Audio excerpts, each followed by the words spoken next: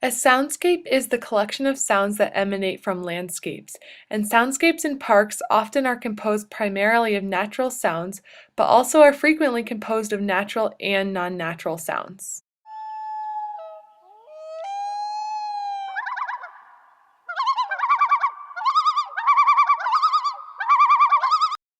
The expansion of aircraft flight seeing, snowmobile use, and motorcycle touring are examples of technologic advancements that now commonly impact national park soundscapes.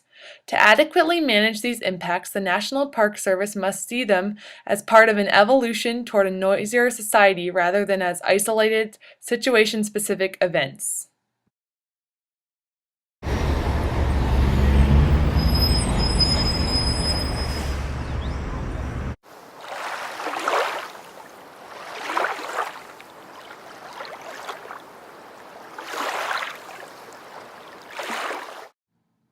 Acoustical monitoring has revealed chronic noise exposure even in remote wilderness sites. Increased noise levels significantly reduce the distance and area over which acoustic signals can be sensed by an animal receiver. A broad range of research findings indicates the potential severity of this threat to diverse taxa, and recent studies document substantial changes in behavior, breeding success, density, and community structure in response to noise. As with other natural resources, natural and unique soundscapes have many associated human ideals, such as cultural, sense of place, recreational, therapeutic, educational, research, artistic, and aesthetic values. Many of these values foster a conservation ethic by directly influencing people's ability to connect with the natural world. From a conflict resolution perspective, overflight noise would be considered a nuisance type of conflict, the most common solution for which is segregation, where noise is allowed and where it is not allowed. Such a solution is difficult with overflight noise since it travels great distances. Diverting air tour overflights away from the most popular tourist areas simply results in more complaints from backcountry hikers who are there for solitude. Noise knows no boundaries, and national park units are experiencing substantial degradation of their acoustic environments from largely uncontrolled external activities, as well as internal visitor use and park management.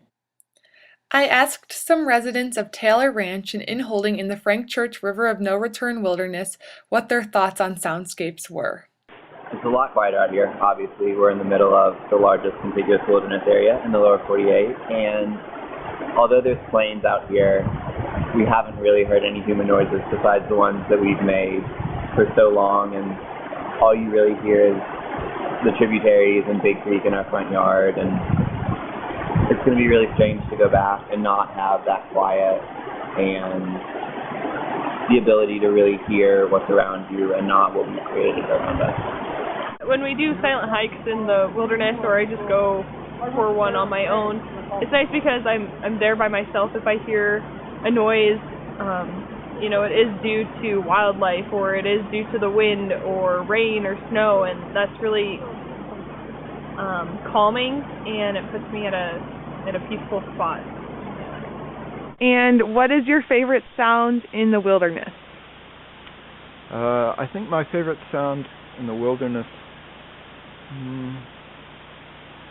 it might be between wind and running water, but I think it's running water. Definitely would be when we got to the top of the hike and I heard an elk call, because an elk bugle literally shakes your soul. It's wild, it's unruly, it's everything. It's just, I don't know, it kind of just gives you the chills.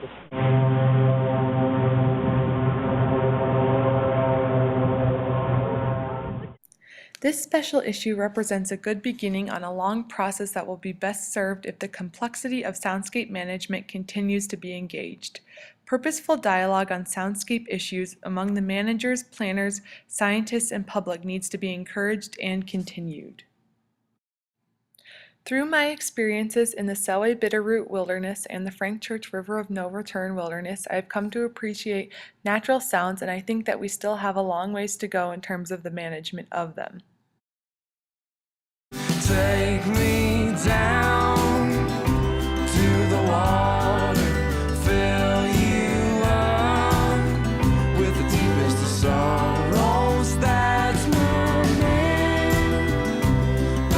my brother shone a light on my